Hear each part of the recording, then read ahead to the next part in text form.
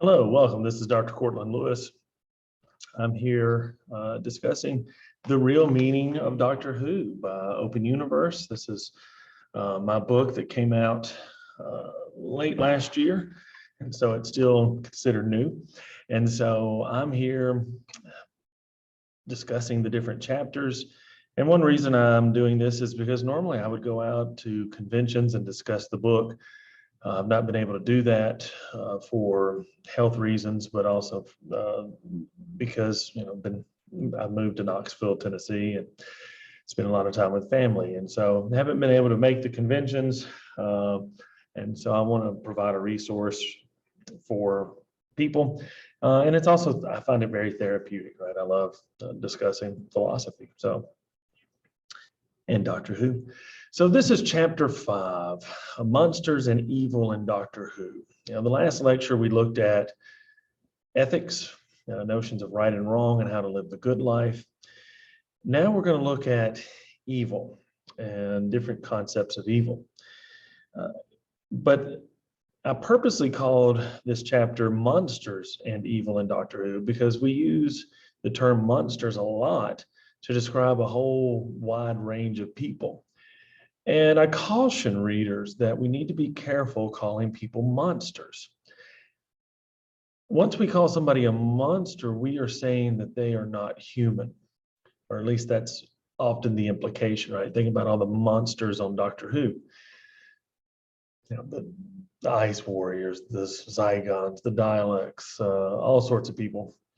They're monsters, they're not human. And so as a result, when we call people monsters, we run the risk of dehumanizing them.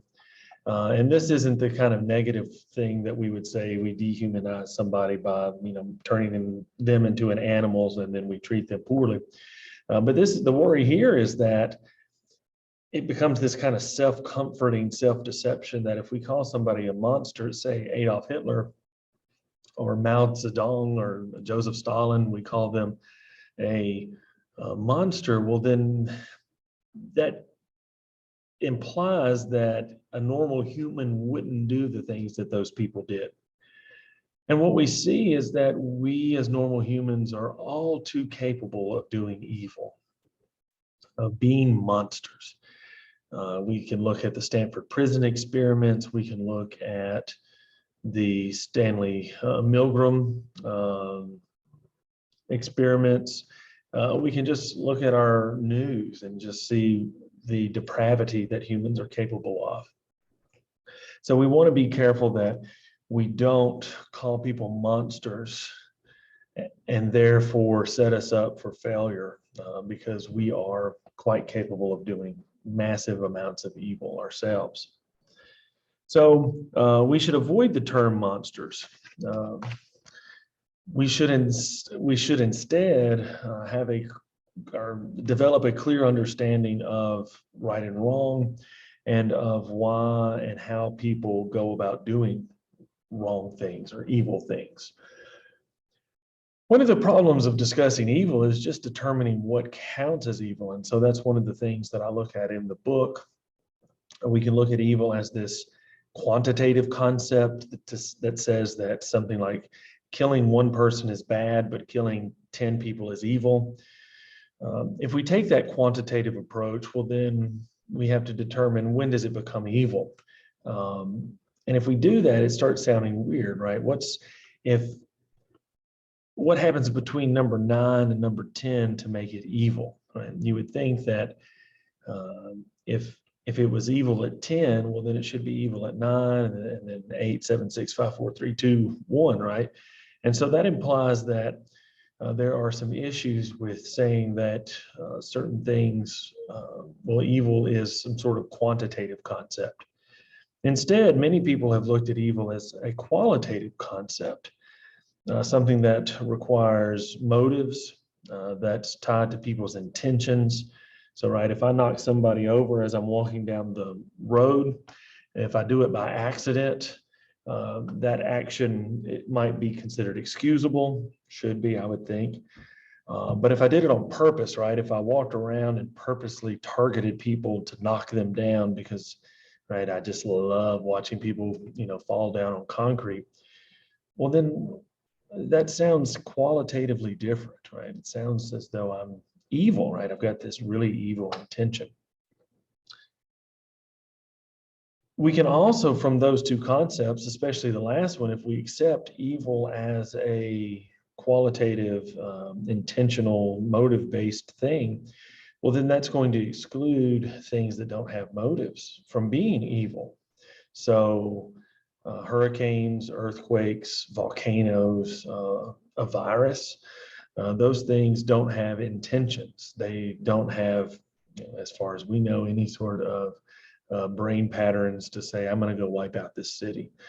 And so they will fail, those natural things will fail to be considered evil. Now, sometimes people will talk about evil as being natural evils, but what they mean there is that they are natural events that cause lots of death and destruction or pain and suffering.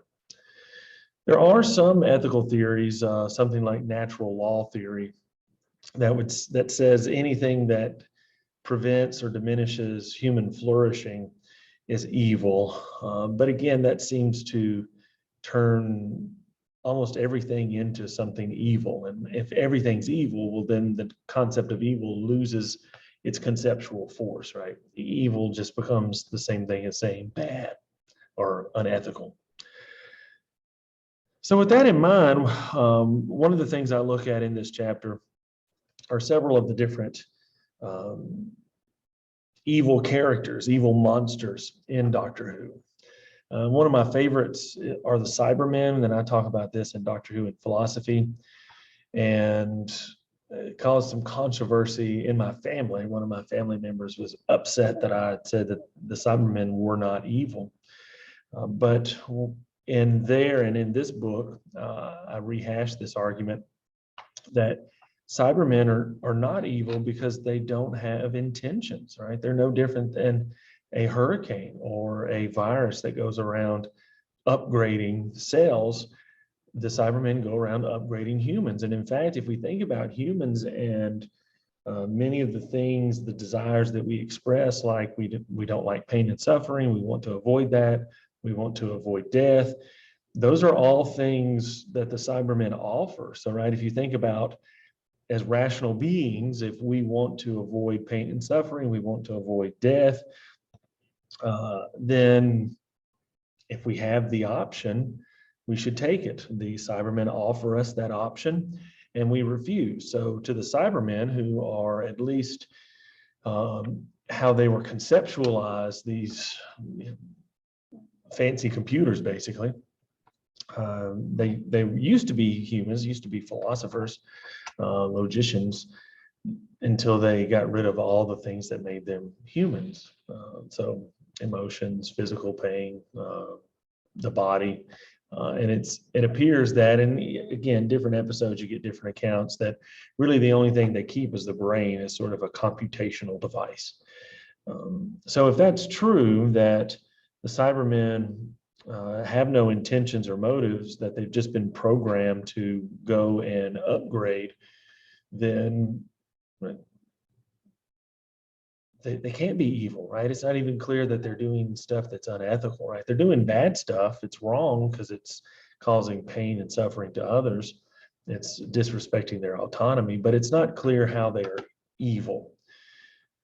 Now, again, right, because these are fictional characters, different authors imbue the Cybermen with different features. And so sometimes they seem to be more emotional than a computer would be. So, right, there are episodes we could look at and say, they're rational thinking things. They can self-reflect. They have a consciousness that allows them to self-reflect. If that's true, well, then they would be evil. So, it's a tricky situation, but for the most part, I would say the Cybermen can't be evil. Maybe the cyber leader, but the regular cyber soldiers, no. The Daleks are similar. However, the Daleks do have emotions. They do have the ability to self-reflect, even though they are genetically programmed to exclude certain emotions and to really see certain emotions like hatred as a virtue.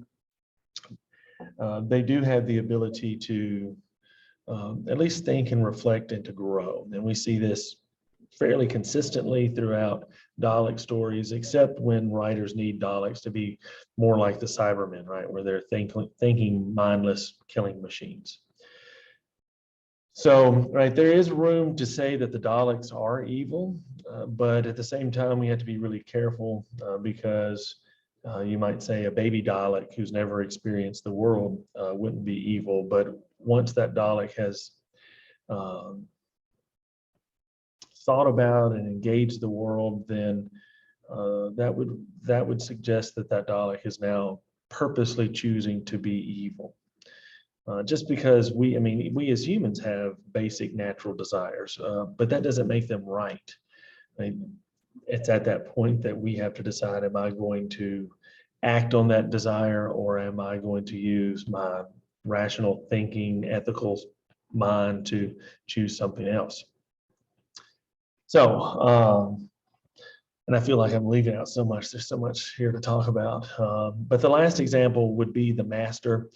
The Master I really like because the Master really matches up with humanity really well, because the Master is a master manipulator, and I'm including the Missy here too.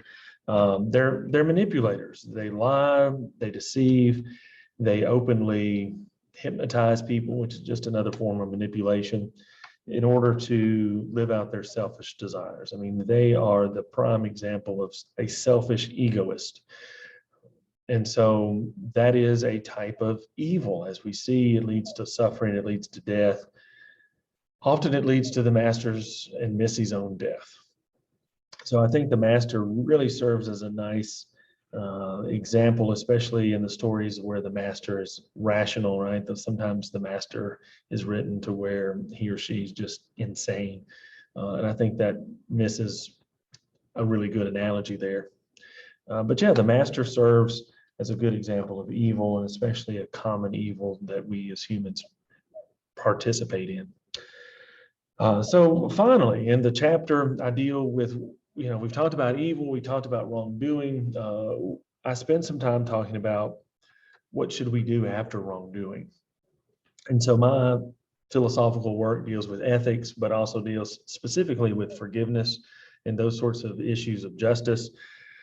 And so this is where at the end of chapter 5, I deal with should we promote attitudes of forgiveness, or should we promote vengeance, or something along those lines.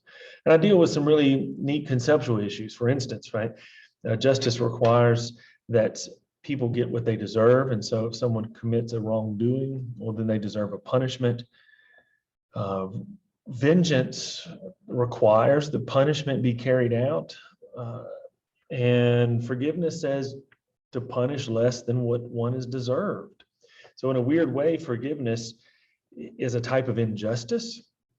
We don't typically think of it that way, but just in strict terms, it's a type of injustice. But the threat of vengeance is that it's an injustice too, if you go beyond what is considered appropriate punishment.